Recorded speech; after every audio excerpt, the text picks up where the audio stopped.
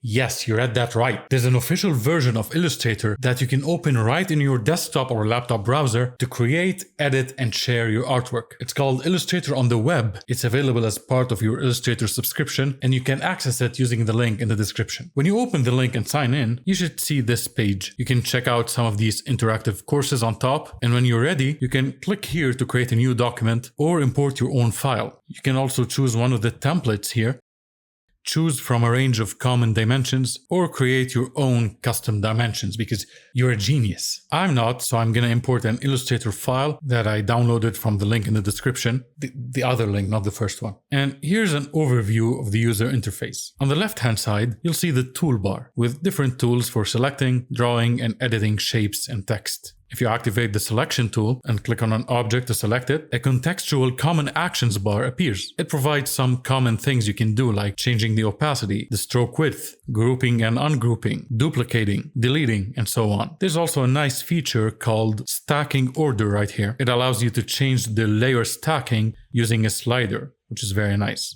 On the right-hand side, you can find the Layers panel, the Properties panel, where you can change some object and text settings and also control the dimensions, colors, stroke settings, blend modes, and more. There's also a vertical taskbar that allows you to execute actions such as combining and aligning shapes with nice thumbnail previews, as well as editing paths.